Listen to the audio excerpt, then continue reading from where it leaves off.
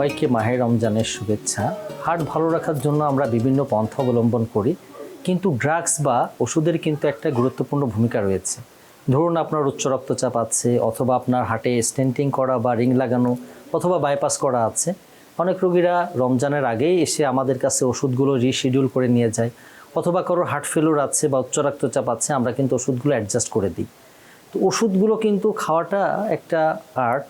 যারা ডিসিপ্লিন থাকে তারা যেমন একটা হার্ট হেলদি ডায়েট ফলো করে, সুন্দরভাবে নিয়মিতভাবে ইবাদত করে, এক্সারসাইজ করে, তেমনইভাবে কিন্তু ওষুধগুলো পর্যাপ্ত পরিমাণে বাসায় রাখে। যেটা করি আমরা অনেক সময় হার্টের রোগী যদি কখনো স্টেন্টিং করা থাকে, অ্যাসপিরিন জাতীয় যদি ট্যাবলেট খায়, আমরা সেটা বলি যে আপনি সেটা ইফতারির পরে খেয়ে নেবেন। দুপুরবেলার ওষুধগুলো সাধারণত আমরা ইফতারের পরে দিয়ে থাকি। যদি কেউ একবার ওষুধ খেয়ে থাকে সেক্ষেত্রে আমরা অন চয়েস আমরা রাত্রে ডিনারের পরে অথবা সেহরির পরেও কিন্তু দিতে পারি। আচ্ছা, অনেক সময় ওষুধ আছে 2 বেলা খেতে হয়। যেগুলো আমরা সকালে ওষুধ খেত সেগুলো আমরা বলি আপনি সেহরির পরে খান। যেগুলো ওষুধ রাতে খেত অ্যাজ ইউজুয়াল রাত্রে খাবে। আবার অনেক সময় হয় কি যে আমাদের কার্ডিয়াক কন্ডিশনটা স্টেবল আছে কিনা তার উপর কিন্তু ওষুধের ফ্রিকোয়েন্সি বা আমরা কখন দেবো সেটা ডিপেন্ড করে। ধরুন কারোর বারবার করে বুকে ব্যথা হয়, জিহ্বানি স্প্রে দেওয়া হয়, তখন আমরা বলে দিই আসলে আপনি রোজা রাখার জন্য এখন ফিট না। আমরা তার সিমটমগুলো কন্ট্রোল করে তারপরে তাকে ট্রায়াল দিয়ে, কারণ প্রলং একটা ফাস্টিং থাকা লাগে, তখন কিন্তু আমরা ওষুধের কিন্তু রিঅ্যাডজাস্ট করে থাকি। অনেকে এরকম হয় যে হার্ট ফেলিওর আছে, ওয়াটার পিল বা ডায়াবেটিক জাতীয় ওষুধ খেতে হয়। সেই ক্ষেত্রে আমরা যেটা দিই যে সেহরির সময় ওষুধটা দিই।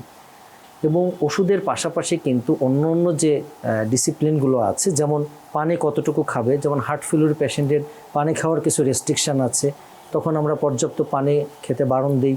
চা কফি যেগুলো খেলে আমাদের আরও ডিহাইড্রেশন অ্যাগ্রাভেট করে সেগুলো খেতে বারণ দিই। অনেক সময় দেখা যায় যে এরকম ঘুম না হলে অস্থিরতায় অনেকের প্রেশার বেড়ে যায়, আমরা বলি কাম অ্যান্ড কোয়াইট থাকতে, মেডিটেশন করতে, রেগুলার প্রে করতে, ইবাদত করতে, তাহলে কিন্তু কাম অ্যান্ড কোয়াইট থাকে। আসলে এই সময় বডিও কিন্তু একটা নিজস্ব প্রিপারেশানের ভিতর থাকে, যেহেতু ডিসিপ্লিন থাকা হয়, স্ট্রেস কমে যায়। সো দেখবেন যে এই সময় আমাদের ডায়াবেটিস ভালো কন্ট্রোল থাকছে, আমাদের ওজন নিয়ন্ত্রণ থাকছে।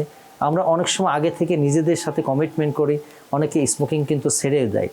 তো ওষুধের পাশাপাশি অন্যান্য যে ভালো যে অভ্যাসগুলো, সেই অভ্যাসগুলো কিন্তু আমাদের ভিতরে চলে আসে। এবং আরেকটা সময় যেটা বলি যে পর্যাপ্ত পরিমাণে ওষুধ স্টকে রাখা এবং কিছু সিমটমগুলো খেয়াল করা।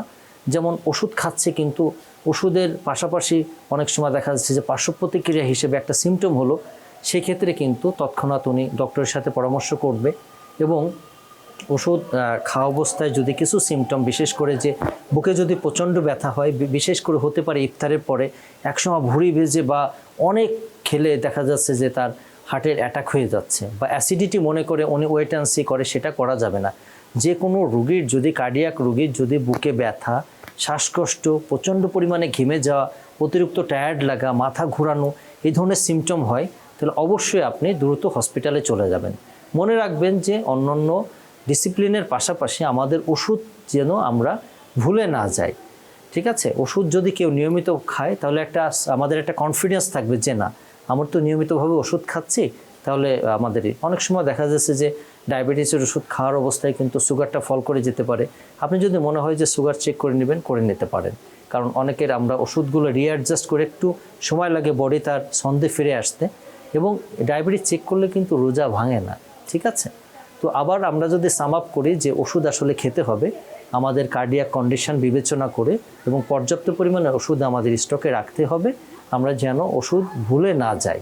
আমরা অন্য ডিসিপ্লিনের পাশাপাশি ওষুধটা আমরা নিয়মিতভাবে সেবন করব। তাহলে রমজানে আমাদের যেটা বলি যে নিয়ন্ত্রিত খাদ্যাভ্যাস, পর্যাপ্ত পানি খাওয়া, সঠিক জীবনযাপন এবং ওষুধ যদি আমরা নিয়মিতভাবে সেবন করি, তাহলে নিরাপদে আমরা কিন্তু রোজা রাখতে পারবো।